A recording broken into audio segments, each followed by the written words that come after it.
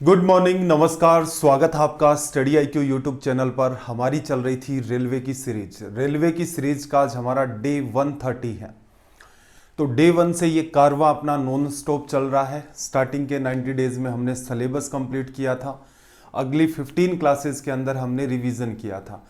Plus में railway की महा मैराथन के 2 वीडियो हैं। एक वीडियो अपलोड हो चुका है, उसे आप ज़रूर देखें, और दूसरा भी जल्दी ही आज या कल के अंदर अपलोड हो जाएगा। तो ये दोनों वीडियो आपके पास होने चाहिए। एग्जाम से एक वीक पहले एटलीस्ट आप इनको देखना स्टार्ट कर दें, जिससे आपकी पूरी की पूरी मैथ्स फिर से रिवाइज हो जाएगी। मॉक टेस्ट नंबर 25 आज हम लोग डिस्कस करेंगे। सेशन स्टार्ट करने से पहले जरूरी बात, ये आपको दिख रहा है टेलीग्राम पर जाएं, सर्च करें वासु स्टडी IQ। ये अपना टेलीग्राम का चैनल है जहां पर आपको क्लासेस के लिंक और PDF मिलते हैं। नीचे वाला part Vasu study IQ doubt group, जहां पर आप अपने एग्जाम रिलेटेड जितने भी डाउट्स हैं उनको पूछ सकते हैं। तो चलिए फिर आज का सेशन स्टार्ट करते हैं। सवाल नंबर 1। सवाल को मैं थोड़ा सा जूम कर देता हूं, देखना जरा क्या कहा इसने आपसे। सेशन का लेवल थोड़ा सा ध्यान रखना। रेलवे के मॉक टेस्ट जरूर हैं, लेकिन इनका लेवल जो है CGL प्रीलिम्स से भी कई बार टफ हो जाता है, तो इनको ध्यान से देखा करें। भविष्य में अगर आप SSC की एग्जाम देंगे, SSC की कोई भी एग्जाम हो, CGL हो, CHSL हो, CPO हो, या फिर CDS आप दें, या फिर और कोई भी स्टेट लेवल की एग्जाम अगर आप देंगे, तो बिल्कुल ये मॉक टेस्ट आपके लिए बेनिफिशियल साबित होंगे। और इनके अंदर अगर कहीं भी कोई नया कॉन्सेप्ट आता है, वहां पर मैं उसे डिटेल में भी डिस्कस करता हूं, तो इनको ध्यान से देखा करें। एक व्यक्ति 1 घंटे 20 मिनट में पानी की धारा के विपरीत 4 किलोमीटर की दूरी तय करता है और केवल 24 मिनट में उसी स्थान पर वापस आ जाता है, तो उसे स्थिर पानी में 13 किलोमीटर जाने के लिए कितना समय लगेगा? घंटों में पूछा है। देखना जरा, डाउन अप स्ट्रीम में जा रहा है। अप स्ट्रीम के अंदर क्या लिखते थे भाई? बोट माइनस स्ट्रीम, विपरीत दिशा में।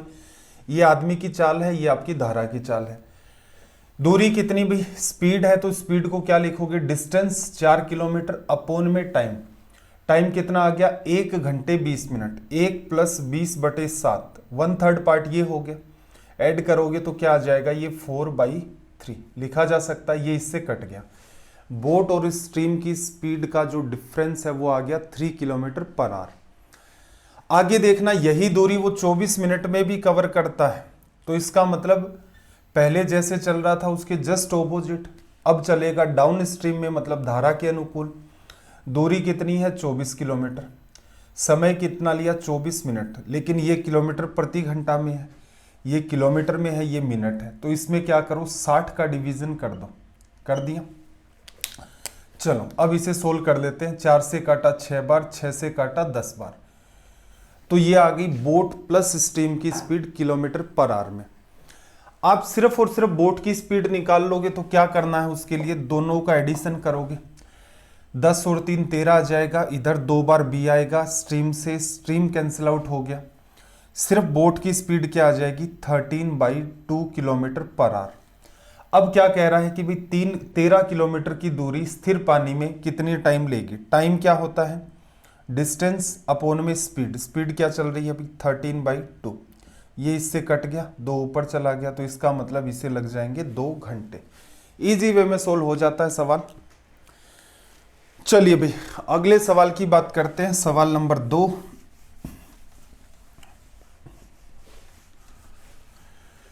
त्रिज्या 10 सेंटीमीटर और केंद्र O वाले एक वृत्त में PQ और PR 2 समान जीवाएं हैं, जिनमें से प्रत्येक की लंबाई 12 सेंटीमीटर है। जीवा QR की लंबाई क्या होगी? इस सवाल को लगा लो भैया आप स्टार मार्क। इंपॉर्टेंट सवाल है। एक एरर इसमें हो सकती है, थोड़ा सा उसको डिस्कस करते हैं कि क्या एरर अमूमन बच्चा कर देता है। ठीक है, एक बच्चे ने देखा कि PQ और PR 2 समान लंबाई की कॉर्ड है, तो उसने एक यहां बना ली और एक यहां बना ली। ठीक है, इसका सेंटर क्या हो गया? यहां पर सेंटर O हो गया।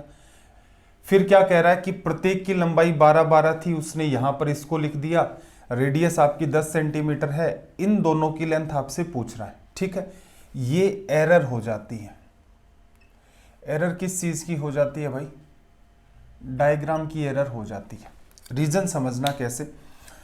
डायग्राम की एरर क्यों हुई? यहां से यहां तक की दूरी 10 है, ठीक है, ये दूरी कितनी है भाई 12 है, और ये आपको दिख रहा है इधर से अगर मैं मिलाऊंगा तो ये दूरी भी मेरी क्या होगी 10 होगी। क्लियर है बात। अगर मैं यहां पर ध्यान से समझना, सारी की सारी बातें क्लियर करनी पड़ेगी कि क्या समस्या होती है। अगर मैं ये 10 बनाता और इसे भी मैं 10 बनाता तो ये 10 √2 दूरी निकल के आती। अगर ये 90 डिग्री क्रिएट करता, ये 10 10 √2, जिसकी वैल्यू क्या हो जाती भाई, गुणा करते आप तो 14 के अराउंड आ जाती। 10 √2 की वैल्यू 1.414 दिखते, उसको 10 से गुणा करते अराउंड 14 आ जाती। राइट एंगल ट्राइंगल बन रहा है कब, जब आप इस बिंदु P और Q को मिला रहे हो। क्लियर। जबकि यहां पर तो हमें PQ की लेंथ कितनी दे रखी है, 12 दे रखी है, और हमने डायग्राम कैसा बना लिया, ऑब्ट्यूस बना लिया। इसका मतलब ये क्या है, आपकी डायग्राम के अंदर एरर हो जाती है। तो भविष्य में इस बात का ध्यान रखें, थोड़ा कॉमन सेंस भी आपको लगाना पड़ेगा ऐसे सवालों में स्पेसिफिक। और ये गिने चुने बहुत ज्यादा सवाल है नहीं, इसीलिए मैं आपको बार बार मार्क करवाता रहता हूं कि अमूमन बच्चा यहां पर डायग्राम में एरर कर देता है। डायग्राम में एरर हो गई, इसका मतलब आपका सवाल नहीं सोल्व होगा बाद में। तो करना क्या था भाई, सिंपल सी बात है, कॉमन सेंस लगाओ। सेंटर आपके पास क्या है O, ये दूरी कितनी है भाई 10, PO ले लो पहले। ये दूरी आपके पास 10 है, और यहां से अगर मैं सीधे ही 90 डिग्री ड्रॉ कर देता तो ये मेरी 10 होती। 10 और 10 की वजह से ये दूरी आती 10 √2, कितना, लगभग 14। लेकिन हमारी जो लेंथ वो बता रहा है P से Q तक की, वो तो क्या है 12। तो आप इसके जस्ट ऊपर ना बना करके इसको आप बनाओगे कहीं थोड़ा सा साइड में, और फिर सीधे सीधे इधर ले आओ। ये आपके पास PQ 12 सेंटीमीटर, ये आपके पास PR 12 सेंटीमीटर। ठीक है, उम्मीद है आपको ये बात समझ में आ गई होगी कि ये डायग्राम एक्चुअल में ऐसा बनेगा, और इस पर आप विशेष फोकस रखेंगे। रेलवे में तो कम ही उम्मीद है कि ऐसे कोई सवाल आपसे पूछ ले, लेकिन CGL में पूछे गए सवाल हैं, उन्हीं को हमने शामिल कर रखा है। चलो फिर आगे सोल्व करें। अब थोड़ा सा ऑब्जर्व करना जरा इस बात को, क्या करोगे, इसको आपने इससे मिला दिया, ये आपकी कितनी दूरी है 10, कहां से कहां, यहां से यहां, ये भी दूरी आपकी कितनी निकल के आ गई भाई 10 निकल के आ गई। अब अगर गौर से देखें तो देखना जरा, यहां पर ये परपेंडिकुलर जस्ट ड्रॉ होगा, ये लंबाई और ये लंबाई दोनों बराबर हो जाएंगी। रीजन क्या होता है कि इधर भी PQ बराबर PR के, ठीक है, दो लंबाइयां बराबर है, सेंटर से इसको आपने मिला दिया। ये जो ट्राइंगल आप बनाओगे इधर कौन से वाले, 10 10 12, इधर भी 10 10 12 का ट्राइंगल बनेगा। दोनों ट्राइंगल कॉन्ग्रुएंट होंगे। कॉन्ग्रुएंसी हालांकि नहीं पढ़ी, लेकिन साफ ही पता चल रहा है कि भाई इस ऊपर वाले त्रिभुज की भुजा 10 10 और 12 है, इसकी भी 10 10 12 होगी। क्लियर है, इसकी वजह से दोनों ट्राइंगल हूबहू सेम है। तो आप ऊपर से नीचे मिलाओगे तो ये जो पॉइंट है इसके दो बराबर टुकड़े कर देगा। हमें QR की लंबाई चाहिए थी, तो हमने ऊपर वाले पार्ट को x मान लिया, नीचे वाले पार्ट को भी हमने x मान लिया। ठीक है, इसको हटा देता हूं, इसकी नीड नहीं थी, बस आपको एक्सप्लेन करने के लिए लिखा था। हो गई भाई, x की वैल्यू निकाल लेंगे, उसे जस्ट डबल कर देंगे, काम चल जाएगा। अब यहां पर x की वैल्यू निकालने का भी एक तरीका होता है, और वो होता है आपका एरिया। एरिया के थ्रू निकालेंगे, काम स्मूथ वे में होगा। जैसे ट्राइंगल POQ का एरिया लिखोगे तो आप लिख सकते हो 1/2, इसका बेस कितना है भाई 10, और इसकी ऊंचाई कितनी है x, लिखा जा सकता है। किस ट्राइंगल का एरिया निकाला हमने, POQ का, हमने एरिया निकाला ट्राइंगल POQ का। इसी ट्राइंगल का एरिया आप चाहे तो ऐसे भी निकाल सकते हैं, एक भुजा 10 है, एक भुजा 10 है, एक भुजा आपके पास कितनी है 6 है, सॉरी 12। तो 10 10 और 12 की वजह से जब आप एरिया निकालेंगे, 10 10 और 12 की वजह से या तो सीधे निकाल दो कि यहां से परपेंडिकुलर ड्रॉ कर दिया, दो टुकड़ों में डिवाइड कर देगा, ये वैल्यू 6, ये वैल्यू 6, ये 10 है तो इसका मतलब यहां पर 8 आ जाएगी। ठीक है, 1/2 12 × 8 से कर सकते हो। कई संभावनाएं हैं एरिया निकालने की, लेकिन बेटर क्या रहेगा, आप इसके अंदर हीरोज फॉर्मूला लगा दो भाई। हीरोज फॉर्मूला लगाओगे तो सेमी पेरीमीटर चाहिए, तो कितनी आ जाएगी 10 10 20 32 16 आ गई। तो मैं लिख लेता हूं √16, 10 चला गया 6 बचा, फिर 6 बचा, 12 चला गया 4 बचा। अब देखना बाहर क्या क्या निकल के आएगा। इसकी वजह से तो बाहर निकल के आ गया 6, 16 4 64 की वजह से निकल के आ गया 8। ठीक है, इसको इससे काट दिया आपने 5 बार, x की वैल्यू आ गई 48/5। जब आप इसे सोल्व करोगे 9 5 आपका 45, 9.6 आ गई। लेकिन क्यू आर की जो लेंथ है वो ट्वाइस ऑफ एक्स है, तो इसका जस्ट डबल करोगे तो ये आ जाएगा 19.2। ठीक है, अगर आपने इस टाइप के पहले सवाल कर रखे हैं काफ़ी सारे, तब ये आपके लिए चैलेंजिंग नहीं होता है, क्योंकि एग्जाम हॉल में बैठकर ये फॉर्मूले नहीं लिखने होते आपको कभी भी। एक डायग्राम बनाना है, डायग्राम में कोई एरर नहीं होनी चाहिए। सिर्फ डायग्राम की वजह से ही इस सवाल को मैंने 3 स्टार दिए हैं, बाकी तो सिंगल स्टार वाला सा ही सवाल था ये। चलो भाई देखना जरा अगला सवाल।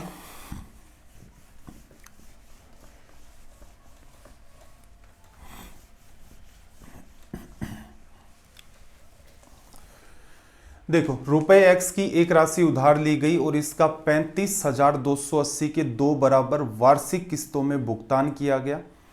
यदि ब्याज की दर 5% वार्षिक थी और ब्याज वार्षिक संयोजित था तो x का मूल्य। इसको ऐसा कर लेना, कंपाउंडेड ईयरली के हिसाब से कर लेना, इसको चक्रवर्ती ब्याज का सवाल बनाओ भाई इसको। ठीक है, देखो बात को थोड़ा सा अंडरस्टैंड करना, हल्का सा चेंज आपको करना ही है। रेट ऑफ इंटरेस्ट आपकी कितनी चल रही है भाई? 5%। 5% का मतलब 1/20। आपने कोई पैसा उधार लिया है, आप पहले साल के एंड में पे करते हैं और आप दूसरे साल के एंड में पे करते हैं। हर बार जो पैसा आप हर साल के एंड में, मतलब फर्स्ट ईयर के एंड में जो आपने पे किया, सेकेंड ईयर के एंड में आपने जो पे किया, वो है 35,280। मतलब यहाँ भी 35,280, यहाँ भी 35,280। ठीक है, अब क्या कह रहा है? दर 5% है, ब्याज आपका वार्षिक संयोजित है, तो x का मूल्य। कहने का मतलब जो स्टार्टिंग में उधार लिया वो पैसा कितना है। पीछे मेरे ख्याल से 4 या 5 सवाल हम लोगों ने मॉक टेस्ट में डिस्कस कर लिए हैं, डिटेल में लॉजिक भी आपको इसके एक्सप्लेन किए थे। रेलवे की सीरीज में कंपाउंड इंटरेस्ट जो पढ़ा था, तो उसके एंड में मैंने आपको ऐसे सवाल भी करवाए थे कि भाई ये इंस्टॉलमेंट के सवाल होते हैं, इनको ऐसे डील किया जाता है। 5% का मतलब, सीधे सीधे मुद्दे की बात कर लेते हैं। 5% का मतलब 1/20। अगर आपने पैसा 20 रुपए उधार लिया है तो फर्स्ट ईयर के एंड में आपको चुकाना पड़ेगा 21 रुपया। ठीक है, फिर अगर आप यहां पर लेते हो क्या कि कुछ पैसा शुरुआत में उधार लिया और उसे आप 2 साल के अंत में चुकाते हो, तो एक लॉजिक एक्सप्लेन किया था कि ऐसा क्यों होता है। तो उस केस में आप क्या करते हो? 20 का स्क्वायर करते हो यहां पर, और यहां 21 का स्क्वायर करते हो। इसका लॉजिक फिर एक्सप्लेन नहीं करूंगा, रीजन पढ़ाया तब भी एक्सप्लेन हो चुका है, मॉक टेस्ट में भी किया है। आपको सच में ही मेरे से सीखना है तो आप पूरा सीखें, बीच में आधा अधूरा ना सीखे कि इंस्टॉलमेंट का सवाल है, देखते हैं कैसे करता है। ठीक है भाई, स्क्वायर हो गया। अब मुद्दे की बात यह है कि ये वाली वैल्यू और ये वाली वैल्यू किसकी है? इंस्टॉलमेंट की, जो कि इक्वल होनी चाहिए। ये पैसा तो इसने उधार लिया है, इक्वल कैसे करें भाई? इक्वल कर दो इसको गुणा करके, किससे? 441 बनाना, इसको भी कर दो 21 से।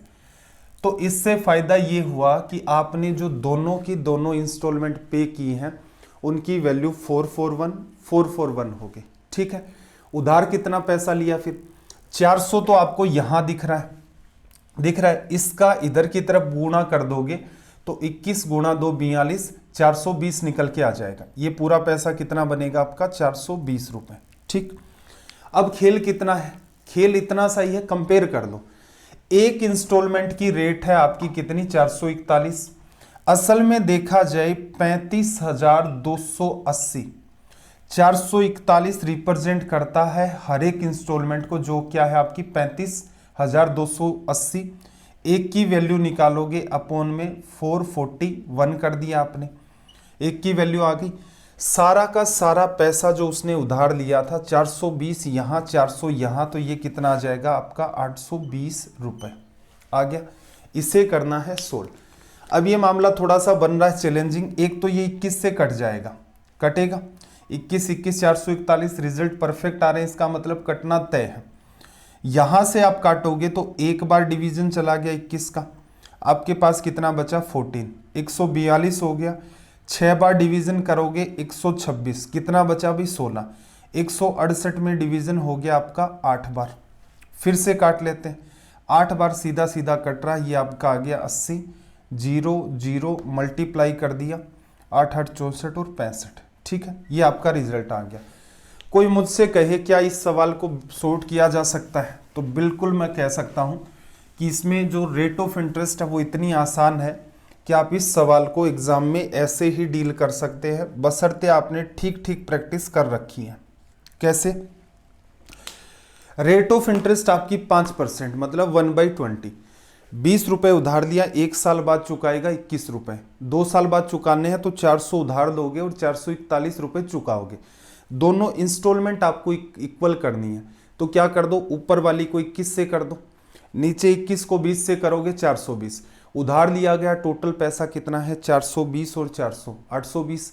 हर एक इंस्टॉलमेंट की वैल्यू कितनी होगी, 441। तो आप सीधे लिख सकते थे कि भाई 35,280 रिप्रेजेंट करता है 441 को। 1 की वैल्यू निकालनी है, डिवीजन कर दिया। एक्चुअल में जो पैसा उधार लिया गया है वो है 820, तो मल्टीप्लाई कर दो, आपका रिजल्ट आ जाएगा। ऐसा करना संभव है। ये छोटी छोटी चीजें हैं, ये आपको औरों से बेहतर बनाती हैं। थ्योरी सेक्शन में बिल्कुल मैं पूरी जान लगाता हूं आपको एक्सप्लेन करने में कि चीजें कैसे क्या हुई। मॉक टेस्ट चल रहे हैं तो इसका मतलब यही माने कि मेरा उद्देश्य है आपको एग्जाम लेवल की चीजों को सिखाना कि एग्जाम के अंदर जब आप बैठे होंगे तब कैसे डील करेंगे। चलिए भाई अगला सवाल देखना। ट्राइंगल एबीसी में एंगल ए समकोण है, एसी और बीसी की लंबाई कितनी है, 6 और 8 सेंटीमीटर है। तो यहां से देखना, ट्राइंगल आपने एबीसी बना लिया, एसी और बीसी की लंबाई 6 और 8 है। ये ट्राइंगल हो गया ए सी, ये वाली भुजा और आपकी बीसी, ये आपने कुछ ऐसा सा ट्राइंगल बना लिया 90 डिग्री।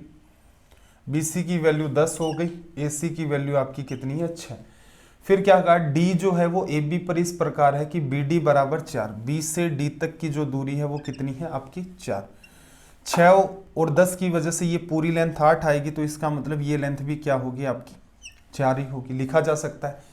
सी डी की लंबाई पूछ रहा है, इससे नकली और क्या सवाल होगा, मिला दिया। मिला दिया। ये जो सी डी की लंबाई है देखना जरा किसकी वजह से, ट्राइंगल आपका जो ए सी और डी बन रहा है वो भी राइट एंगल ट्राइंगल है। क्या करोगे, 6 का स्क्वायर प्लस 4 का स्क्वायर, 6 का स्क्वायर 36, 4 का स्क्वायर 16, 36 और 16 52 बन गया। 52 को आप लिखना चाहें तो 13 गुणा 4 लिख सकते हैं, और इसकी वजह से ये रिजल्ट आ जाएगा 2√13। एकदम आसान सवाल है, डायग्राम बनाते ही सोल्व हो रहा है। तो ऑप्शन सी यहां से हमारा करेक्ट हो गया।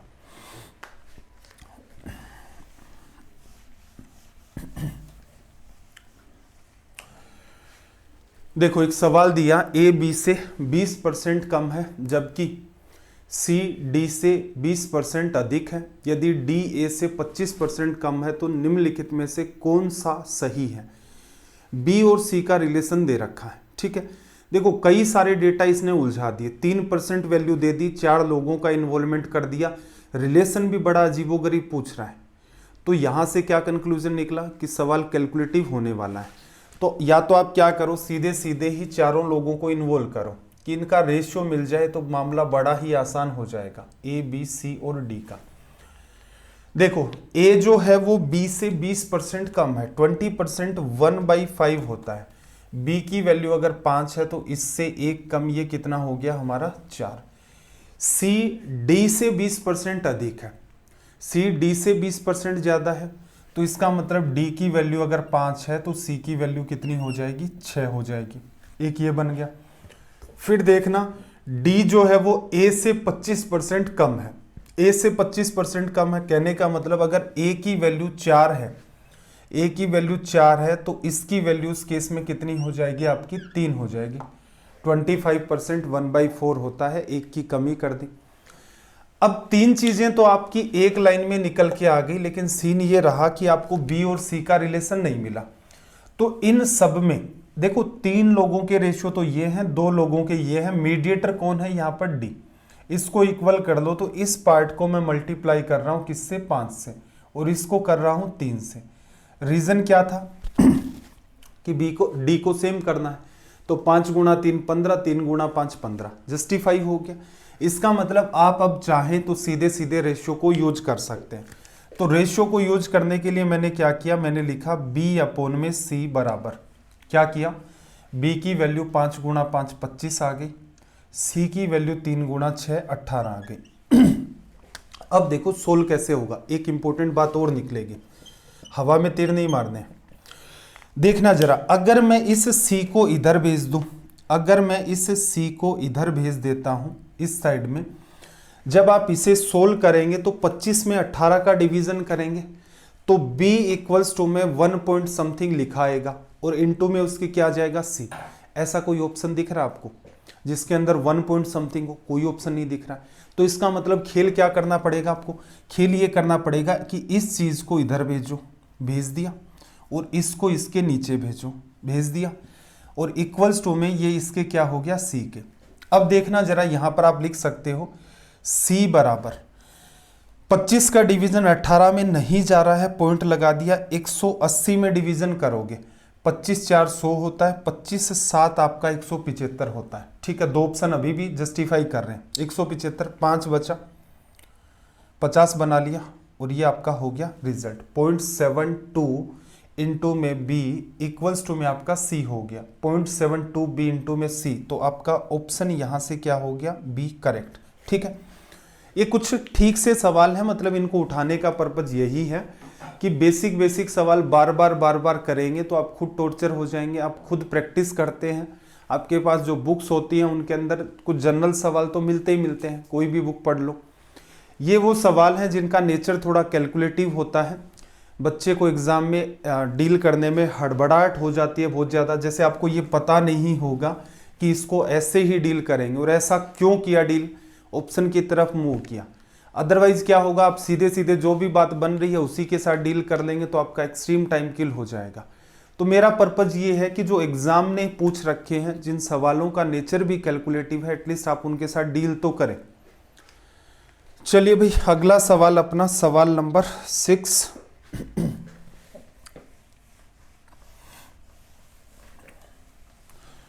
5 अंकों की वह सबसे बड़ी संख्या ज्ञात कीजिए जिसे 3, 5, 8, 12 से भाग देने पर शेष क्या बचे, 2 बचे। ठीक है भाई, अगर आप इस सवाल को एकदम जनरल अप्रोच से सोल्व करेंगे तो ये आपका करता है टाइम किल।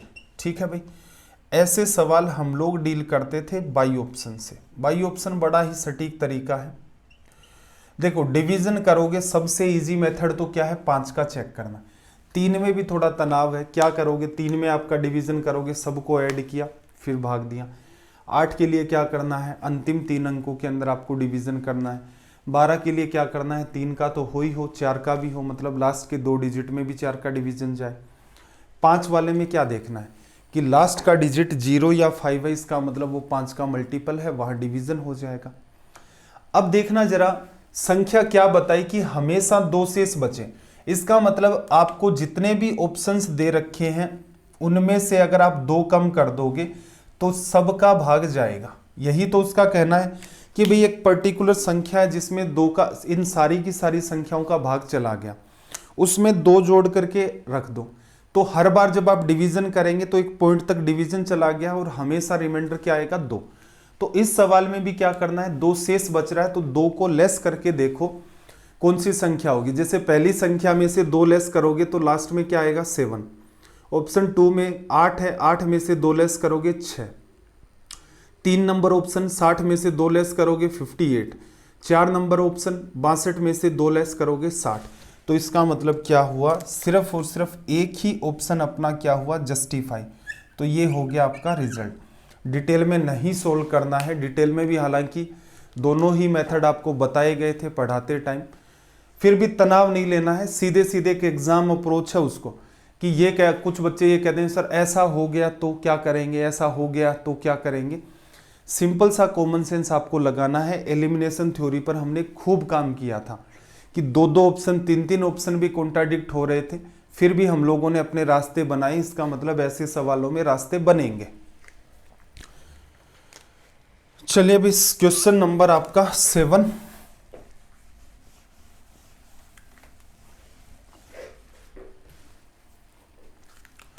नंबर आपको दे रखा है 2622144। इस नंबर का आपसे पूछा गया है क्यूब रूट। क्यूब रूट हम सीख चुके हैं, कैसे निकालोगे भाई। इन 3 का पेयर बनाया, यूनिट डिजिट 4 है, 4 किसकी वजह से आएगा, 4 का क्यूब करते हो 64, 4 की वजह से ही 4 यूनिट डिजिट मेंटेन होता है। तो जो भी नंबर निकलेगा उसका यूनिट डिजिट क्या होगा, आपका 4 होगा। ठीक है, फिर आपके पास क्या बना 262।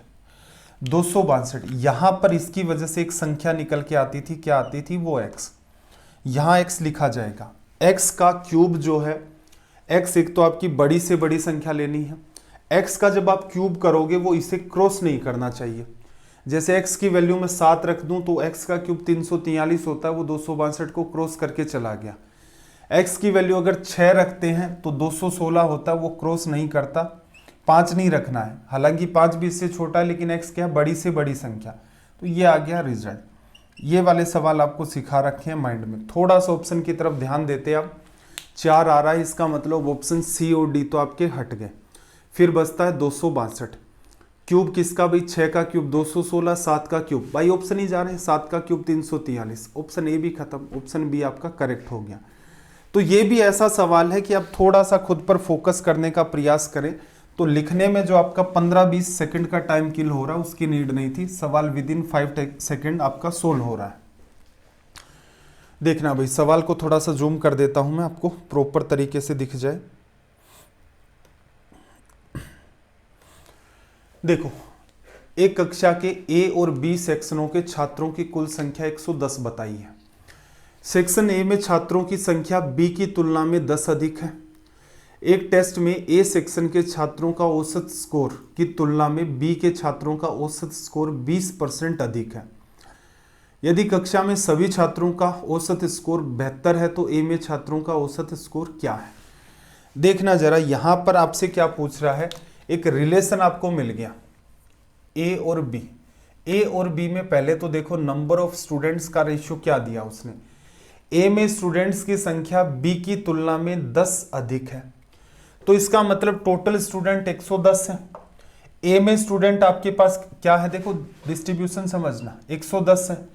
ए में स्टूडेंट की संख्या बी के कंपैरिजन में 10 ज्यादा है, तो ए वाले को 10 तो दे ही दो, तो कितना बचा 100। इसको इक्वली डिवाइड कर दो, तो ए में स्टूडेंट 60 हो गए, बी में 50 हो गए। रेशियो ले लो सीधे सीधे, क्योंकि लास्ट में जाकर भी यही सवाल आप 60-50 से निकाल लो, यही सवाल आप 6 और 5 से निकाल लो, तो भी आपका जस्टिफाई करता है, क्योंकि एवरेज ही पूछ रहा है आपसे। अगली बात देखना जरा, मार्क्स जो है इनके किस हिसाब से आए। तो इसने क्या कहा, एक टेस्ट में ए सेक्शन के छात्रों का औसत स्कोर, एवरेज जो मार्क्स हैं इनकी तुलना में बी का जो एवरेज मार्क्स है वो 20% ज्यादा है। 20% 1/5 होता है। इनके मार्क्स क्या है 5x, तो इनके कितने हो जाएंगे भाई, 6x हो जाएंगे। सबका एवरेज स्कोर कितना है 72। ए के छात्रों का एवरेज स्कोर ये हमने माना है, इसकी वैल्यू हमें निकालनी है। ये पार्ट लिखने की नीड थी नहीं एक्चुअल में, सिखा रखा है 110 है, 10 एक्स्ट्रा करना है, 10 साइड कर दो, बचा हुआ 50-50 डिस्ट्रीब्यूट हो गया। ए में 60, बी में 50, 0-0 कट गया, 6-5 लिखा जा सकता है। एवरेज निकालोगे तो क्या करोगे भाई, यहां पर गुणा करोगे, 6 गुणा में 5 30x प्लस 5 गुणा में 6 30x। इसमें आपको डिवीजन करना है, टोटल स्टूडेंट 11, एवरेज कितना आ रहा है भाई आपका 72। ये वाला जो पार्ट है ये आपका कितना बन गया भाई, 30 और 30 बन गया, ये आपका 60x बन गया। इसे जब आप सोल्व करेंगे तो देखना 12-5 60 और यहां पर 12-6 72, 5x की वैल्यू आ गई 11 गुणा 6 66। असल में देखा जाए स्टूडेंट क्लास ए के उनका एवरेज क्या होगा 5x, यही पूछा है। तो 66 आपका यहां से क्या बन गया रिजल्ट। ठीक है, स्टार लगा लेना, इंपॉर्टेंट सवाल इसलिए है। लैंग्वेज बड़ी दिखने में उलझाने वाली सी लगती है और ये लगता है क्या करें क्या ना करें, और क्रॉस मेथड यहां जो बच्चे काम में लेने लग जाएंगे तो उलझन और बढ़ जाएगी। फर्स्ट टाइम में अटेम्प्ट नहीं होगा क्रॉस मेथड से। देखना भाई, एक व्यक्ति 12% के लाभ पर एक वस्तु बेचता है। यदि उसने इसे 12% कम में खरीदा होता और 9 रुपए कम में बेचा होता तो उसे 27% का लाभ होता। वस्तु की मूल लागत क्या है।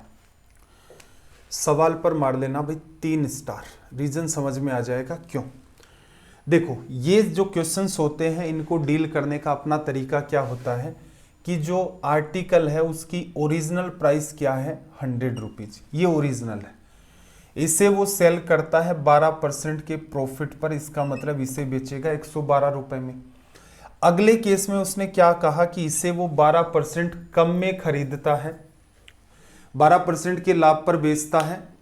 यदि उसने इसे 12% कम में खरीदा, मतलब पहले 100 में खरीदता था 112 में बेचा, 12% कम में खरीदा, 12 कम कर दो 88 में खरीदा, और क्या कह रहा है, इसे 9 रुपए कम में बेचे। पहले जितनी भी रेट में बेच रहा था इसके कंपैरिजन में ये रेट कितनी कम आएगी, 9 रुपए। तो उसे लाभ कितना होगा, 27% का होगा। सारा खेल अगर आप गौर से इस सवाल को देखते हो, हमने ऐसे मेरे ख्याल से रेलवे की सीरीज में भी 7-8 सवाल कर दिए होंगे इसी टाइप के। अब तक जो सवाल थे उनमें क्या था पहले उसको समझो। अब तक जो सवाल थे जैसे 100 की चीज 112 में खरीदी, 10% कम कहा, 90 मिल जाता है यहाँ पर। फिर कहता 20% के लाभ पर बेचता है, 90 का 20% आप निकालते 18 आता, जोड़ के लिखते 108 आ गया। तुरंत के तुरंत आप तुलना कर लेते थे। सिनेरियो इसमें भी वही है, कोई समस्या नहीं है। 100 में खरीदा, 112 में बेचा, 12% कम 88 में खरीदा। लेकिन बवाल कौन क्रिएट कर रहा है भाई, बवाल क्रिएट कर रहा है ये 27%। आपका मन नहीं हो रहा कि 88 का 27% निकाल देंगे तो क्या आएगा। अब इसका समाधान क्या है, देखो समाधान एक दिन में तो हो नहीं सकता, ये सवाल बिल्कुल कैलकुलेटिव नेचर का है।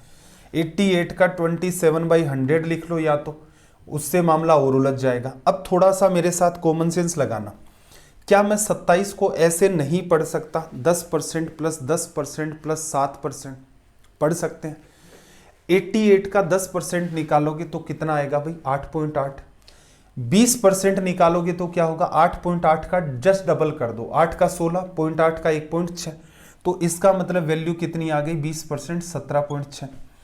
7% आप निकालेंगे, 8 गुणा में 7 56, और 100 की वजह से 2 जीरो लगने ही है, 2 प्लेस छोड़कर पॉइंट लगेगा। 7 गुणा 8 56, फिर देखना जरा 7 ही % निकाल रहे हैं, 7 गुणा 8 56, 7 गुणा 8 56 और 5 आपका कितना हो गया, 61 हो गया, पॉइंट लगा दिया। कितने का इंक्रीज हुआ भाई, 7 6 13, 23.76 का इंक्रीज हुआ। अब थोड़ा सा दिमाग लगाना यहाँ पर, 88 में अगर आप ऐड करते हो 3, कितना आ जाएगा भाई, 91। 91 में 20 ऐड करते हो तो कितना आ जाएगा, 111। 111 में 0.76 ऐड करोगे तो ये वाली जो वैल्यू आएगी ये कितनी आ जाएगी, सॉरी यहाँ वाली वैल्यू आएगी 111.76 आ गई। ये है कितनी, 112। तो इसका मतलब आपको पता है यहाँ पर एक छोटा सा गैप क्रिएट हो रहा है, कितने का, 0.24 का, बस इतना सा ही है। ये किसको बताता है, 9 रुपए को। 0.24 की वैल्यू 9 रुपीज है, एक की वैल्यू अपॉन में 0.24, और आपको किसकी निकालनी थी, आपको वैल्यू निकालनी थी 100 की।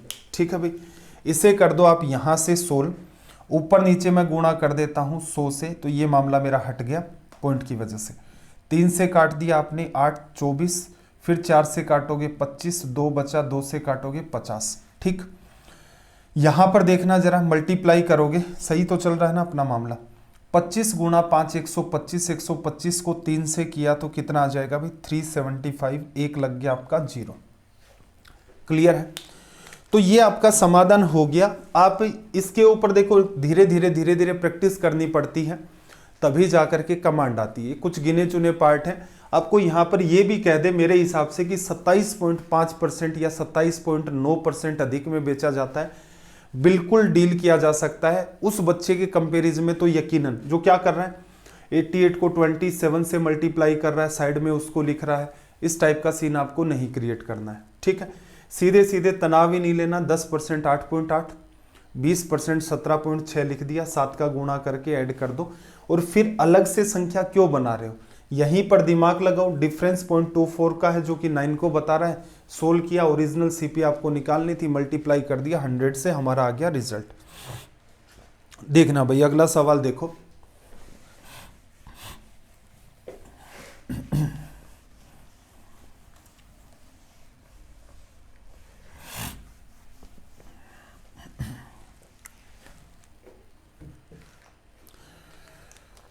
देखना जरा अगले सवाल में इसने आपसे क्या कहा। सुरभि अपनी आय का 75% खर्च करती है, यदि उसकी आय 20% बढ़ जाती है, बचत 1% घट जाती है, तो उसके व्यय में कितने प्रतिशत की वृद्धि होती है। सवाल के लगा लेना स्टार, क्योंकि ये सवाल थोड़ी सी कंफ्यूजन पैदा करता है। इनकम क्या लिखते थे, एक्सपेंडिचर प्लस सेविंग। एग्जाम में आ जाओ, सुरभि ने 100 रुपये कमाए, 75 खर्च कर दिए, तो इसका मतलब 25 रुपए की इसने कर ली बचत। ठीक, अब क्या कह रहा है, आय उसकी बढ़ गई 20। तो हम लोग यहां पर मामला देखते थे, एक्स्ट्रा क्या क्रिएट हुआ, 20 बढ़ गई। अब इंपॉर्टेंट बात ये है कि सुरभि की जो अगले केस में सेविंग लिखोगे वो 1% घट जानी चाहिए। 25 का 1%, 25 गुणा में 1/100, 0.25। तो यहां पर जो भी सीन है उससे कम आएगा 0.25। ये इंपॉर्टेंट बात है, डिक्रीज हो गई है। अब तक हमने जितने भी सवाल थे उनमें कुछ ना कुछ इंक्रीज हो रहा था, आप यहां पर माइनस का साइन नहीं लगाते थे। रीजन समझना कि आप जब पूरे मामले को ऐड करेंगे, 120 इसकी टोटल इनकम हो गई, ये 25 है, इसमें से कुछ लेस करोगे तभी जाकर के वो डिक्रीज आपको दिखेगा कि 24.75 तभी लिखा जाएगा। इसलिए यहां पर जो साइन आ रहा है ये माइनस का, इसी का खेल है सारा, कंफ्यूजन हो सकता है यहां पर। ठीक है, पुराने जो सवाल किए हैं उनके साथ कंपेयर कर लेना, बाकी मैंने जहां जहां स्टार लगाए हैं वो सवाल आपको वैसे भी उतारने होते हैं। तो बैलेंस कर दो भाई, ये 20 है माइनस, तो इसका मतलब ये कितना आ जाएगा भाई, 20.25 आ जाएगा। बस इंपॉर्टेंट यही थी। व्यय में कितने प्रतिशत की वृद्धि हुई, 20.25 की वृद्धि हुई। किस पर भाई, 75 पर। परसेंटेज में बदलना है, मल्टीप्लाई बाई 100। ये इससे खत्म हो गया। डिवीजन कर दो 25 से, 25 से डिवीजन किया 3 बार, 25 का 200 में 8 बार डिवीजन, 25 बना 1, और 81 में करोगे 3 का तो 27। ये आ गया आपका रिजल्ट। चलो भाई अगला सवाल अपना देखना जरा। ये वही सवाल है जो आपको मैंने कहा था कि इनको आप चाहें तो वर्बली डील कर सकते हैं, इसका सारा का सारा कंपैरिजन का पार्ट। देखो एक तरफ आपको दे रखा है, इस सवाल को रीड कैसे करना है, देख लिया होगा आपने सवाल। इस सवाल को रीड करना है 2x का क्यूब प्लस 3y का क्यूब, और डिवीजन किसका हो रहा है भाई, इसमें हो रहा है 2x प्लस 3y। अगर ठीक ठीक आप कंपैरिजन करते हैं तो ऊपर लिखी हुई बात a का क्यूब प्लस b का क्यूब है, और नीचे लिखी बात a प्लस b है। इसका जब आप होल क्यूब करोगे तो क्या लिखोगे, a plus B. a plus B से a प्लस बी कटेगा, और इक्वल में क्या आ जाएगा आपका, a square plus B square minus का ab। ठीक है, ये काम आपका होता है पहले से ही करने का, इसमें कोई तनाव नहीं लेना होता है। पहले इनको करके रखो, एग्जाम हॉल में सीधे सीधे कंपैरिजन करने का प्रयास करो। ठीक, देखना जरा, जब आप इसे सोल्व करोगे तो क्या आएगा, इसका स्क्वायर, फिर इसका स्क्वायर करोगे आ जाएगा 4x स्क्वायर, फिर इस वाले का स्क्वायर करोगे तो कितना आ जाएगा 9y स्क्वायर, माइनस क्या करना है आपको, इन दोनों का मल्टीप्लाई 6xy। ये वैल्यू आपकी निकल के आएगी वहां, लिख करके इसीलिए समझा रहा हूं आपको। अब देखना जरा, ये पैटर्न क्या बता रहा है, ax स्क्वायर का, इसका मतलब x स्क्वायर का जो भी मल्टीपल है वो आपका क्या है a, फिर bxy cy square, y square का जो भी मल्टीपल है वो आपका क्या है यहाँ पर c, और फिर देखना जरा xy का जो भी मल्टीपल है, xy का मल्टीपल कितना है ये वाला, क्योंकि यहाँ पर साइन जो दे रखा है वो bxy का प्लस दे रखा है। ठीक, और यहाँ पर क्या है माइनस। अगर आपकी ठीक ठीक कमांड है इन चीज़ों के ऊपर कि सर मैंने फॉर्मूले याद कर लिए, मॉक टेस्ट में मैं आपके साथ सवाल कर रहा हूं, तो फिर ये सवाल इजी वे में सोल्व हो जाते हैं। कैसे भाई, एग्जाम के अंदर आपने इस सवाल को देखा, पैटर्न इनके फिक्स ही होते हैं, इनको चेंज कर देगा तो सवाल सोल्व नहीं होगा। आपने देखा कि 5a plus 4b plus 3c की वैल्यू पूछ रहा, आपको कॉन्फिडेंस है कि आप सीधे सीधे कंपेयर कर ले जाएंगे। 5 गुणा में a असल में क्या है भाई, x स्क्वायर का मल्टीपल, तो उधर से आपने रीड किया 2x का जब स्क्वायर करोगे तो 4x स्क्वायर होगा, तो a की वैल्यू आ गई 4, प्लस 4 गुणा में b क्या है भाई, b है आपका xy का मल्टीपल, तो गुणा करोगे तो 3 गुणा में 2 6xy, और वो कैसा होगा नेगेटिव का, माइनस 6xy आएगा। इधर इसने प्लस का bxy लिख रखा है, तो यहां पर वैल्यू हो गई आपकी -6। फिर देखना 3c है, c का मल्टीपल क्या होगा, जो वाई स्क्वायर का मल्टीपल है, तो 3y का स्क्वायर होकर 9y स्क्वायर बना है, तो इसकी वैल्यू 9 हो गई। अगर आप लगातार मॉक टेस्ट देख रहे होंगे तो आपको लग रहा होगा बिल्कुल सर आप सही बात कह रहे हैं, ऐसा करना संभव है। आप अगर पिछले 2-4 दिन से ही कर रहे हैं, जो थ्योरी मैंने आपको पढ़ाई है वो नहीं की है आपने, तो आपको लगेगा यार सर ये क्या मामला चल रहा है, ऐसा कैसे कर दिया। ठीक है, तो थोड़ा सा आप टाइम निकालें, यकीनन आपकी चीज़ों में सुधार होगा। अब देखना ये 20 बन गया, ये आपका 9 जुड़ करके 29 में से 24 लेस कर दिया, आपका रिजल्ट कितना आ जाएगा। अच्छा ये कितना था आपका, 3 था भाई मल्टीप्लाई में। ठीक, देखो ये माइनस का 24 है, 9 3 27 है, प्लस का 3 बचेगा, 20 में आपने ऐड कर दिया 3, तो रिजल्ट आपका जो निकल के आ जाएगा वो कितना होगा, 23। चलिए भाई अगले सवाल की तरफ मूव करते हैं।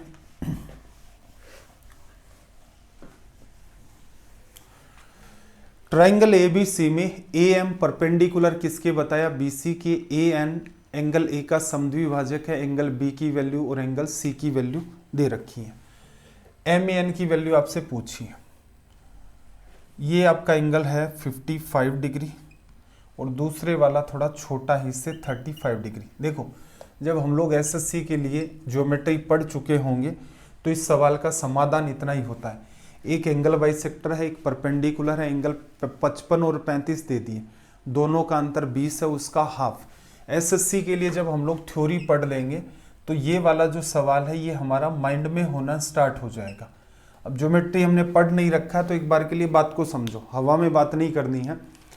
देखो इसने क्या कहा कि आपके पास एक triangle A M perpendicular B C है, एंगल बी की वैल्यू आपको ये दे रखी थी और ये सी की।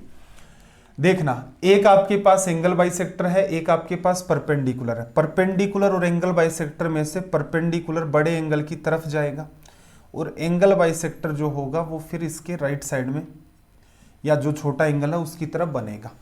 क्यों क्या बनेगा इन पर चर्चा करेंगे ज्योमेट्री जब एसएससी सीडीएस के लिए पढ़ेंगे, एक बार के लिए इतना ही देख लो। ठीक है भाई, तो इसका मतलब क्या हुआ, ये एंगल आपका x है तो ये वाला भी एंगल x होगा, ये वैल्यू आपकी m की है और ये वाली वैल्यू किसकी बताई है भाई, इसने n की।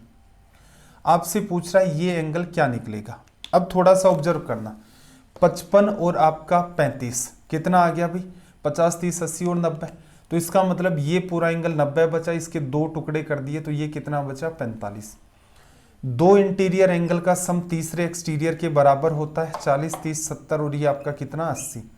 इस ट्राइंगल में ये 90 है ये 80 है, इन दोनों का सम फिर 90 होगा, ये 80 हो चुका है, इसका मतलब इसकी वैल्यू कितनी आएगी 10 डिग्री। इसको बड़े ही बेहतर तरीके से आप सोल्व कर सकते हैं और ये बात ध्यान रखना ये माइंड में कैसे हो जाता है। ठीक है भाई, ये तभी चर्चा करेंगे, याद रह सकता है बाकी रह नहीं पाएगा कि एक एंगल बाइसेक्टर होता है आपके पास, एक परपेंडिकुलर होता है और बचे हुए 2 एंगल आपको दे रखे होते हैं, तो इन एंगल्स का आपको डिफरेंस लेना है, बड़े में से छोटे को लेस कर दो और उसमें 2 का डिवीजन कर दो, यही आपका रिजल्ट होता है। ठीक है, अभी के लिए मैंने आपको तरीका सिखा दिया कि अगर सवाल आ भी जाए तो जितना हम लोग पढ़ रहे हैं उसके कंपेरिजन में आप हर सवाल को अटेम्प्ट कर सकते हैं। मतलब रेलवे की जितनी भी शिफ्ट हुई हैं अभी तक कोई ऐसा सिंगल सवाल आप कह नहीं सकते कि इस टाइप का हमने नहीं किया। हाँ, 1-2 जगह रोमन नंबर जरूर आ गए थे भाई, रोमन नंबर का जल्दी समाधान कर देंगे टाइम मिलते ही, आपका आसान सा पार्ट है। देखो किसी समद्विबाहु त्रिभुज का आधार और ऊंचाई 10 और 12 सेंटीमीटर है, प्रत्येक समान भुजा की लंबाई। कोई आपका आइसोसेलेस ट्राइंगल है, इसका बेस कितना दे रखा है, आधार इसने दे रखा है इसका 10 और इसकी हाइट इसने क्या दे रखी है ये वाली 12। इसकी समान भुजाएं निकालनी है। ठीक है, तो ये 5 और 5 होगी लंबाई, क्योंकि ये परपेंडिकुलर 2 टुकड़ों में डिवाइड करता है, तो इसका मतलब ये लेंथ 13 आ गई और ये वाली लेंथ भी आपकी क्या आ गई 13 आ गई। समान भुजाओं की लंबाई आपकी हो गई 13 एंड 13।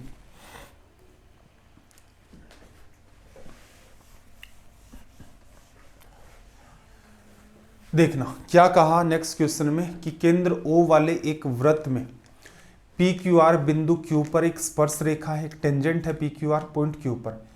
AB वृत्त में एक जीवा है जो स्पर्श रेखा के समांतर है, एंगल BQR की वैल्यू 70 है, AQB की वैल्यू आपसे पूछी है। सबसे पहले तो बनाते हैं इसका डायग्राम। ये सर्कल हो गया, इसकी एक टेंजेंट गुजार दो भाई यहाँ से, ये टेंजेंट आपने गुजारी, टेंजेंट का उसने नाम दिया क्या है, पी क्यू आर। ठीक है, क्यू पर ये आपका सर्कल को टच करती है। ए बी एक इसके अंदर कोड है कोई, ए बी यहाँ पर आपके पास कोड है जो क्या है, इससे टेंजेंट के पैरेलल है, इसी के पैरेलल ये वाली हो गई। अब कुछ एंगल दिए इसने, एंगल क्या दिया, बी क्यू आर की वैल्यू दी, बी क्यू और आपका आर। इस एंगल की वैल्यू आपको दे रखी है 70 डिग्री। आपसे पूछ क्या रहा है, आपसे पूछ रहा है एंगल ए क्यू और बी की वैल्यू क्या होगी, ए क्यू बी की वैल्यू क्या होगी। देखना जरा, देखो अगर हम लोग सीधे सीधे कॉमन सेंस लगाएं तो अल्टरनेट सेगमेंट, देखो कई सारे तरीके हो सकते हैं। वैसे तो आप ये भी दिमाग लगा सकते हो यहाँ पर कि भाई ये जो पार्ट है और इसकी वजह से सीधे सीधे दोनों पैरेलल होगी तो इन दोनों की लेंथ क्या निकल के आएगी, सेम निकल के आएगी। ठीक है, सेम निकल के आएगी तो ये आपका 70 हो गया, इधर वाला भी आपका 70 हो गया 140, और बीच में जो बचा उसकी वैल्यू क्या हो जाएगी 40। ये कब संभव है, जब आप डायग्राम को मॉडिफाई करके अपने हिसाब से अंडरस्टैंड कर सकते हैं। ठीक है, दूसरा तरीका क्या हो सकता था भाई, दो पैरेलल लाइन को तीसरी लाइन ने जब भी कभी काटती है तो अल्टरनेट एंगल्स आपके क्या हो जाते हैं, इक्वल। तो ये क्या निकल के आएगा आपका 70 डिग्री। ये 70 डिग्री हो गया। अल्टरनेट सेगमेंट थ्योरम पढ़ाई थी, एक सर्कल होता है, एक ट्रायंगल होता है, एक टेंजेंट होती है, ये एंगल 70, तो ये वाला भी कितना 70। तो इसकी जो वैल्यू निकल के आएगी वो आपकी कितनी हो जाएगी, यहां से 40 डिग्री।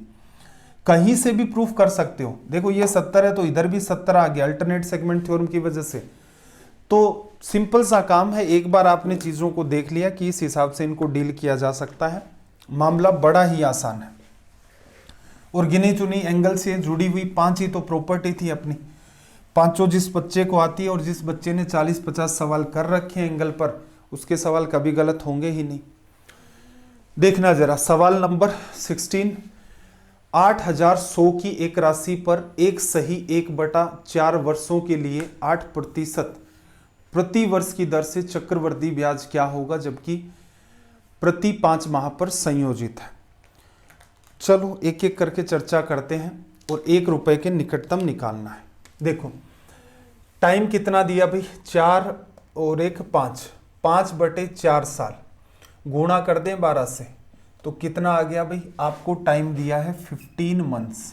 एक बात, ब्याज कैलकुलेट कितने टाइम के बाद करता है, 5 महीने के बाद।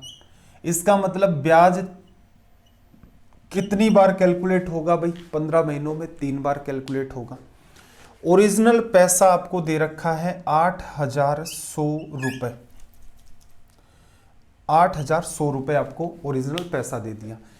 रेट ऑफ इंटरेस्ट कितनी दी भाई, उसने आपको 8%। एक एक बात को ध्यान से समझना, समय 15 महीने है, 5 महीने से कैलकुलेट करता है, तो इसका मतलब क्या होगा, 3 बार ये कैलकुलेट करेगा। कौन सा ट्री बनेगा, 3 ईयर वाला।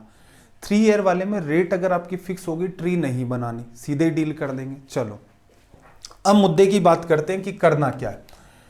देखो 12 महीनों के लिए 12 महीनों के हिस्से में दर आएगी 8%, 1 महीने के हिस्से में दर आएगी अपॉन में 12, और हमें चाहिए कि भाई 5 महीनों के हिस्सों में कितनी दर आए।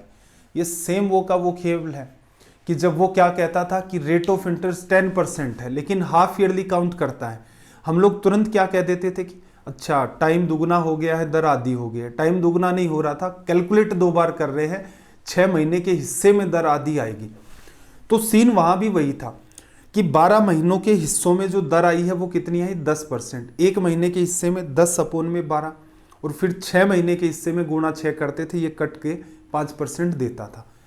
अब वहां पर आप गौर नहीं करते हो, जब कॉन्सेप्ट पढ़ाया जाता है कि इसके पीछे की वजह क्या है, टीचर को सब दिखता है कि आगे चल के 4 महीने की बात भी होगी, 5 महीने की भी हो सकती है। बस बच्चा उसी में उलझा रहता है कि समय दुगना कर दो, दर आधी कर दो, क्या लॉजिक है क्या नहीं है, कोई मतलब नहीं। ये सवाल वो देखेगा कि यार 5 महीने वाला तो हमने पढ़ ही नहीं रखा। अरे वो एक ही बात है, आपसे चाहे वो हर महीने कैलकुलेट करवा ले, क्या फर्क पड़ता, आपसे वो 15 दिन से कैलकुलेट करवा ले, कोई फर्क नहीं पड़ता, आपसे 13 दिन से कैलकुलेट करवा ले, कोई फर्क नहीं पड़ता। हर चीज को सोल्व करना संभव है, कॉन्सेप्ट वो सेम है। तो 12 महीनों के लिए दर एक्टिवेट है 8%, 1 महीने के लिए अपॉन में 12, आपको टारगेट करना है 5 महीने, तो 5 महीने के हिस्से में दर कितनी आएगी, सोल्व किया, ये 2 बार, ये 3 बार, 10/3% आपकी दर निकल के आएगी 3 महीनों के लिए। ठीक है, अब देखना जरा, यहां जो कुछ भी आप निकालेंगे, यहां जो कुछ भी निकालेंगे, क्या करना है, हर 5 महीने में यहां से 10/3% करना है। देखो मैं क्या कर लूं, 10% इसका निकाल लूं, 10% निकालते हैं इसका तो कितना आ जाएगा, 810 आ जाएगा भाई। उसका अपोन में 3 करोगे, करना है 3, और उसका क्या करना है, 3 से गुणा, ये कट गया। अगेन ये जो भी पैसा आपके पास आया है इसका भी क्या करते हो आप, 10/3, और कितनी बार निकालते हो, पैटर्न ध्यान रखना, 3A 3B और C। 10/3 करोगे तो क्या करना है, 10% निकालने, 81 आएगा, उसका अपोन में 3 करोगे, ये इससे कट गया। और इसी का आपको अगेन 10/3 करना है, 10% कितना आ जाएगा, 8.1, उसमें 3 का भाग दोगे, 27 मतलब 2.7, तो ये वैल्यू लगभग 2.7 निकल के आ जाएंगे। क्लियर है, ऐड करना भाई, ऐड करोगे तो देखना 810 में आप 80 जोड़ोगे तो कितना आ जाएगा, 890। 890, 1 मिनट, ये तो बहुत ऊपर चला गया, क्या गड़बड़ की भाई हमने, देखना ये जो पूरी value, okay okay okay okay, देखना भाई मिस्टेक की हमने, थोड़ा सा डिटेल में देख लो क्या मिस्टेक की है। देखो हमें लिखना था 3A, तो मैं लिख देता हूं 3 गुणा में इसका 10% निकाला 810, और अपोन में कितना आ गया, 3। ठीक है, यहां जो भी पार्ट निकलता था, ये A निकल के आता था, इसका हम करते थे 10/3, और ये बात कितनी बार लिखते थे, 3 बार। 10/3 आप इसका करोगे तो देखना 10% निकालोगे, 81 आएगा, अपोन में 3 गुणा 3, 9 भी मेंटेन है। और अगेन इसका 10/3% आपको करना है, 10% आप इसका निकालोगे तो कितना आ जाएगा आपका, 8.1। ठीक है, और उसके अंदर आपको 9 गुणा 3 27 का डिवीजन करना है, लगभग 1 मान लेते हैं, उससे भी छोटी वैल्यू आ रही है। ठीक, अब ये आपको करना था 16, गड़बड़ हमने बस यही की, यहां पर आपका 27 बन रहा था।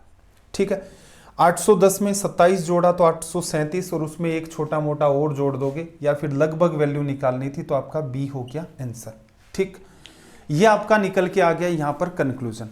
अब एक बार के लिए और सुन लो भाई, ठीक है, थोड़ा बहुत सारी चीजें यहां पर हो गई तो दिमाग के अंदर चीजें गई नहीं होगी प्रॉपर। देखना जरा, बात को थोड़ा ध्यान से समझना। असल में जब हम लोग 3 ईयर के लिए डील करते हैं तो पैटर्न हमारा होता है 3 इंटू में A, 3 इंटू में B और इंटू में आपका C। एक बार ये पैटर्न था। पैसा कितना भाई, 8100। इसका कितने % निकालना है उसे जज करें। तो समय आपको दिख रहा है 4, 12 से गुणा कर दो, 12 और 3 आपका 15, 3 बार कैलकुलेट करना, ये आपको पता चल गया। 8% पूरे साल के लिए रेट है, 1 महीने के लिए लोगे तो 8/12, 2/3 आ गई, 5 महीनों के लिए लोगे तो 5 से गुणा कर दिया, तो आपको पता चला कि यहाँ पर रेट ऑफ इंटरेस्ट क्या बनेगी, 10/3%। देखना इसका 10% निकालोगे, 810, 810 में 3 का भाग दे दिया, कितना आ गया, 270, ये बात निकलेगी 3 बार। इसका भी 10/3%, 10% निकालोगे 27, उसमें 3 का भाग दे दिया, 9 आ गया, यही भी बात निकलेगी 3 बार। इसका 10% निकालोगे 0.3 आएगा, उसमें भी 3 का भाग दे दोगे, 10% निकालोगे 0.9 आएगा, उसका भी 3 का भाग दे करके लिखोगे तो ये बनेगी 0.3। अब ऐड करना, 27 3 81, 9 3 27, 27 3 81, 810 हो गया, 810 में 27 जोड़ दिया, 837, उसमें 0.3 और जोड़ोगे तो ये लगभग कितना मेंटेन रह गया, 837। एग्जाम में बस इतना सा काम करना था, ये क्या है क्यों है हर चीज पर मैं आपको काम करवा चुका हूं। चलिए भाई अगले सवाल की तरफ मूव करते हैं। और फील तो आ रहा है ना आपको, एटलीस्ट कमेंट किया करो यार, आप लोग कमेंट वगैरह करते ही नहीं है। तो एक बात बताओ, जेन्युइन टीचर है वो कैसे पढ़ाएंगे, या फिर आपने भी सोच रखा है कि जब तक टीचर नौटंकी नहीं करेगा तब तक मुद्दे की बात नहीं है। मुझे भी पता है कि व्यूज वगैरह इकट्ठा करने का एक तरीका ये होता है कि सवालों को करवाओ नकली लेवल के, एकदम नकली, और ये कह दो कि ये इस एग्जाम में पूछा गया था, अभी ये रिसेंट में पूछा था, ये सीजीएल मेंस का सवाल है, ये बैंक पीओ का सवाल है। एक छोटा सा शब्द बोलना पड़ता है हर सवाल के साथ, इतने में बच्चे का ब्रेन वॉश हो जाता है। क्योंकि आप ये नहीं कह सकते, जैसे इजी सवाल अगर करवा भी देंगे तो आपको ये लगेगा सर ये तो इजी चल रहा है, उसी के साथ एक सब जोड़ दो। ये सीजीएल मेंस में अभी पूछा गया सवाल है, ये लो, आप कन्विंस हो गए। तो इतनी तर्क शक्ति होती है, साइकोलॉजी इतनी होती है स्टूडेंट की। तो मैं ये आपसे कहता हूँ कि थोड़ा बहुत इन लेक्चर्स को शेयर किया करें। नंबर ऑफ व्यूज अपने डिक्रीज हो गए, काफ़ी सारे डिक्रीज हो रखे हैं। प्लस चलो कुछ लोग कहते हैं कि सर व्यू तो हमारे बस की बात थोड़ी ना, हम तो देखते हैं। कमेंट कर दिया करो भाई, कमेंट भी तो गिने चुने ही आते हैं। कोई भी बच्चा ये नहीं कहता कि सर ये मेरा सजेशन है या फिर मुझे देख करके सेशन ठीक लगता है, शेयर करता हूँ, पढ़ लिख रहा हूँ। कुछ तो बता दिया करो। जहाँ ये पूछता हूँ सेशन में कि कुछ इम्प्रूवमेंट हुआ है या नहीं हुआ है, वहीं कमेंट कर दिया करो। ये काम आप करते नहीं है, फिर आपकी डिमांड रहती है कि सीजीएल की सीरीज क्यों नहीं चला रहे। सिंपल सा लॉजिक दिया था कि 300 बच्चे लाइव आ जाओ, किसी पेड कोर्स तक की भी आपको नीड नहीं होगी। भविष्य में ये शर्तें बदल सकती हैं कि थोड़े दिनों में मैं ही खुद जी जान लगाऊं, सुबह शाम दिन रात कुछ ना और करूं, उतने व्यूज अपने बेसिस पर ले आऊं जिसमें स्टूडेंट का कोई रोल ना हो। ठीक है, तो उस केस के अंदर फिर वो शर्त बढ़ेगी। फिर आप कहोगे सर आप तो शर्तें चेंज कर रहे हो। तो अभी एटलीस्ट आप लोग 300 लोग प्रीमियर पर आ जाया करें। अगर आप लोग कंटिन्यू एक वीक ये मेंटेन कर देते हैं, यकीनन आपको एक पैसा तक खर्च नहीं करना पड़ेगा पेड कोर्स के अंदर। सारा खेल आपको यूट्यूब पर करवा दिया जाएगा।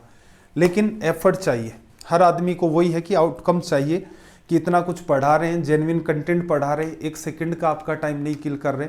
मतलब मेरे ख्याल से इतने सेशन हो गए होंगे मॉक टेस्ट के, किसी दिन मैंने इस पर चर्चा भी नहीं की कि यार इनको शेयर करो और कुछ करो। लेकिन आजकल जो सीन चल रहा है उसके हिसाब से मुझे लगा कि एक बार तो आपसे बात करूं। कुछ इतने एक्सट्रीम लेवल के कलाकार हैं कि टीचर तो ठीक है, डेडिकेशन भी अच्छा है उसका। कमेंट वमेंट इसलिए नहीं करूंगा, जिस दिन सेलेक्ट हो जाऊंगा उस दिन साथ में ही मिलकर के ही आऊँगा गुरुजी से कि गुरुजी आपकी वजह से ये चमत्कार हो गया जीवन में।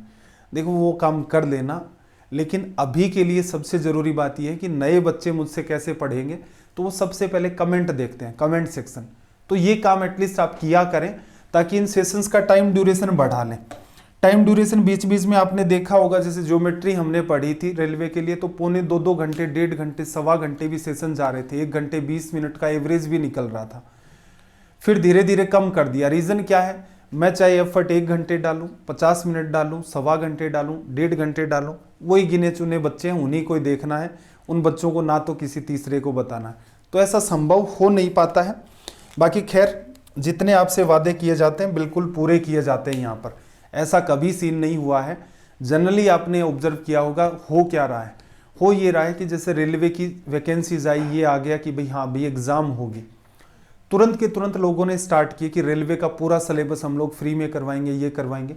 10-15 दिन तक ठीक व्यू चलते हैं, धूमधाम से चलाए, सीरीज बंद। अभी वही नौटंकी चल जाती है आईबी के अंदर कि हम पूरा सिलेबस करवाएंगे, ये करवाएंगे, वो करवाएंगे। 20 दिन सीरीज चलेंगी, बंद हो जाएंगी। सीजीएल की एग्जाम आएगी, उससे पहले फिर नौटंकी चलेगी कि पूरा सीजीएल एक ही बार में कवर करवाएंगे। 20 दिन सीरीज चलेगी, तब तक व्यू आएंगे, सीरीज खत्म। तो ये सीजन चलता है। स्टडी आईक्यू, कभी भी कोई भी एजुकेटर स्टडी आईक्यू का इस टाइप के कोई झूठे कस्मे वादे नहीं खाता है। टू दी पॉइंट हम बात करते हैं कि ये पढ़ाएंगे मतलब ये पढ़ाएंगे। यहाँ पर सीरीज में मैं आपको ये कहता हूँ कि ये रेलवे से ऊपर के पेपर हैं, सीजीएल में हेल्प करेंगे मतलब करेंगे। अब पेपर उठा करके कंपेयर करें, आपको क्या आता है क्या नहीं आता उससे कंपेयर ना करें। अगला सवाल देखना जरा, चार अलग अलग धनात्मक संख्याएं आरोही क्रम में लिखी गई हैं, असेंडिंग ऑर्डर।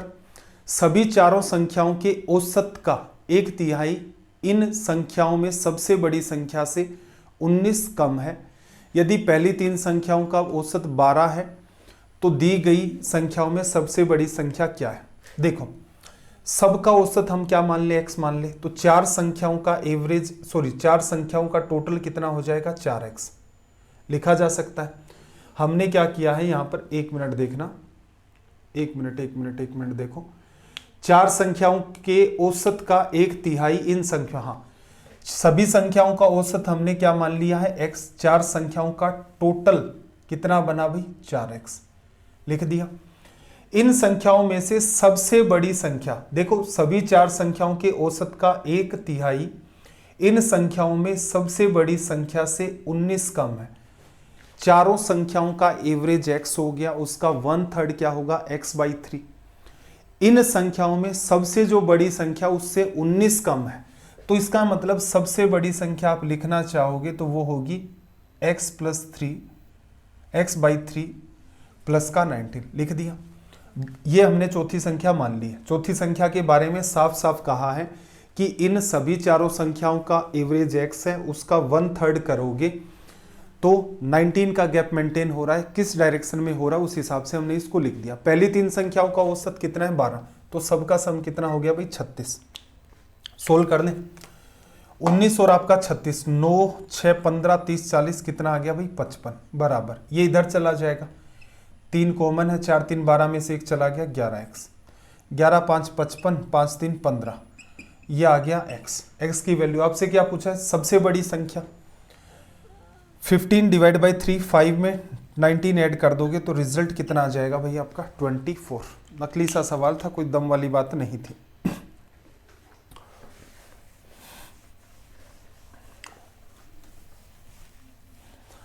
अगला सवाल देखना भाई क्या कहा, बिक्री के लिए किसी वस्तु के मूल्य को उसके लागत मूल्य में कितना अधिक अंकित किया जाए, मतलब कॉस्ट प्राइस को कितना ज्यादा इंक्रीज करें कि उस पर 20% और 6.25% के दो क्रमिक छूट देने के बाद भी लागत मूल्य पर 20% का लाभ हो। देखो रिलेशन किसका निकालना भाई, रिलेशन निकालना है सीपी और एमपी का।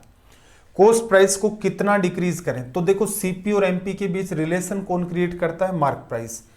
कॉस्ट प्राइस जिस रेट में खरीदा 20% का लाभ, सेलिंग प्राइस इसका 120% लिख दिया, 6/5। ये किसको रिप्रेजेंट करता है भाई, ये रिप्रेजेंट करता है सेलिंग प्राइस। फिर हमने लिख दी मार्क प्राइस।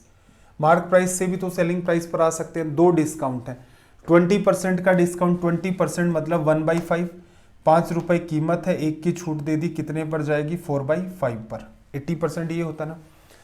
6.25 किसको लिखा जाता है 1/16 को, ये भी इंपॉर्टेंट बात है, कहा था आपको, काम भी बताया था। 16 की वस्तु है, एक का डिस्काउंट कितने में बेचोगे भाई 15/16। यहां से सीपी और एमपी का एक रिलेशन बनेगा, उसको फाइंड आउट कर दो। रिलेशन क्या बना, कैंसिल आउट कर दे। 5 से काटा 3 बार, 4 से काटा 4 बार, आ गया 3 से काट दिया 2 बार। देखना जरा सीपी अपॉन में एमपी क्या बना, ये 5 उधर चला गया और ये 2 गुणा 4 8 हो गया। 5 रुपए के आर्टिकल पर आपने 8 रुपए लिख दिए, 3 बढ़ाया किस पर 5 पर, 3/5 कितना होता है 60%।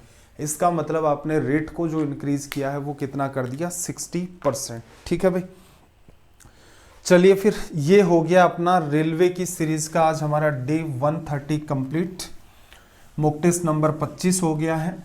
अब मेरे ख्याल से उम्मीद है, मैं एक बार कंसर्न करके देखता हूं कि आगे वाली जो सीरीज है हम लोग किसकी स्टार्ट करें, इसी को कंटिन्यू करें। आईबी के लिए सीरीज चलाएं, सीजीएल के लिए चलाएं या कंबाइंड चलाएं। ठीक है, उम्मीद तो ये है कि भाई कंबाइंड सी चला लेते हैं, सीजीएल के कुछ पेपर डिस्कस कर लेते हैं। आईबी का जो पेपर लास्ट ईयर हुआ था, सॉरी 2017 में हुआ था, वो भी मैं आपको गो थ्रू करवा लूँगा। आपको आइडिया लग जाएगा कि आईबी का जो पूछा गया लेवल है उसमें कोई दम नहीं है, वो रेलवे की इक्विवेलेंट ही है। ठीक है, फिर भी हम लोग टारगेट ये करेंगे कि आपको सीजीएल में, सीएचएसएल में, सीपीओ में, सीडीएस में, इन सब एग्जाम्स में हेल्प हो। सेशन कैसे लगते हैं एटलीस्ट कमेंट जरूर करें। आपका कोई सजेशन है तो भी कमेंट करें। चलिए फिर मिलते हैं अगली क्लास में। जय हिंद, जय भारत, आपका दिन रात सब मंगलमय हो।